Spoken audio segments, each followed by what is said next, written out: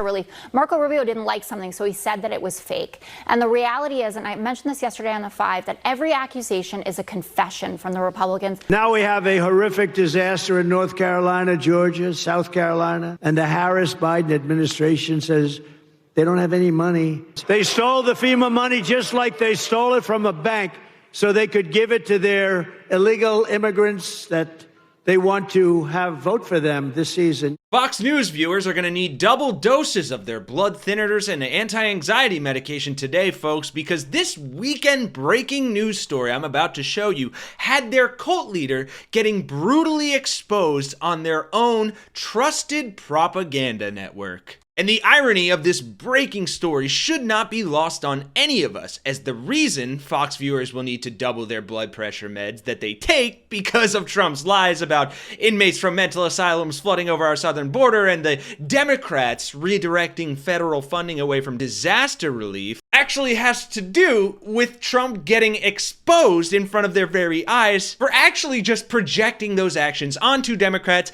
that he did himself to make all these problems worse. Donald Trump, meanwhile, he was in Michigan yesterday where he continued to spread lies about the Biden administration's response to the hurricane while bragging about how he handled disasters when he was president. After falsely claiming earlier in the week that President Biden was ignoring calls from Georgia's Republican governor, Trump told his supporters the White House has no money to spend on disaster relief because it's all being spent on illegal immigrants. We had the best 4 years with hurricanes. We took care of people. It's been a terrible response from the White House. They're missing $1 billion that was used for another purpose. And not only is that a disgrace and an obvious lie, but as we'll see with this breaking story, a total projection from the con man cult leader that even Fox News had to shut down with damning facts in a clip you won't want to miss that is sure to give many in their audience a heart attack. Because instead of accepting the facts even when they don't like them, maggots choose to throw hissy fits like their cult leader and blame everything on the other side, rather than calmly accept reality and make the logical decision to vote for someone who isn't hell-bent on ruining their lives. The concern is if people hear that money is going elsewhere, they may not even apply for relief. The official says people should know there is money available now to help. Which brings us to Trump getting exposed for this latest projection. First on CNN for the full context without pushback from Fox News' Trump puppets. And then in that brutal clip that you have to see from Fox, where Fox News liberal Jessica Tarlov shuts down those puppets and the collective Fox audience brain cell as well. As the Southeast is still reeling from the deaths of 218 people at least and immeasurable destruction, the former president falsely claimed there isn't enough money for hurricane relief. In reality, Congress just gave FEMA another $20 billion last week for its disaster relief fund. The Department of Homeland Security says it will need more to make it through the rest of hurricane season, but also noted that there is enough for the immediate rescue and recovery needs from this storm. Yet Trump is claiming that there isn't because, according to him, that money is already being used to deal with the flow of migrants at the southern border. We're missing $1 billion they gave them to the migrants that came in, and now we don't have the money. We'll do it, but they don't have the money to take care of. That's why they're giving you lousy treatment in North Carolina. Kamala spent all her FEMA money, billions of dollars, on housing for illegal migrants. That is not true. FEMA says no disaster funds were used to shelter migrants. They are two separate programs, actually, both approved and funded by Congress. But you know which president did do that? The 45th. Back in 2019, when Trump was still in office, his administration pulled $155 million from disaster relief funds to pay for migrant holding facilities. That means that when Trump was president, he did exactly what he is accusing Biden of doing, taking cash from disaster funds to pay for migrant programs at the southern border. And the reality is, and I mentioned this yesterday on the 5, that every accusation is a confession from the Republicans.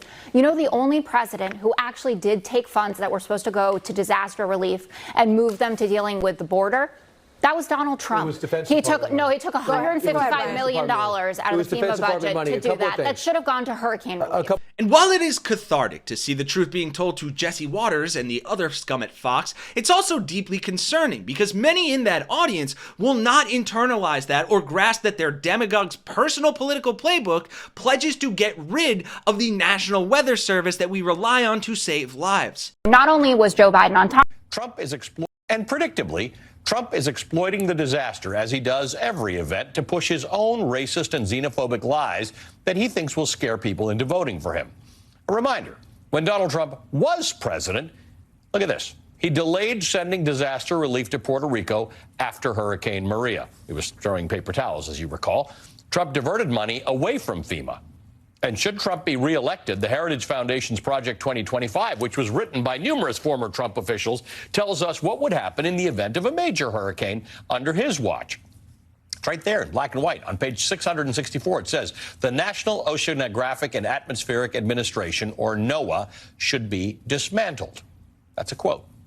Meaning agencies like the National Weather Service, which tracks storms like Hurricane Helene, would no longer be able to provide Americans with free weather alerts and warnings.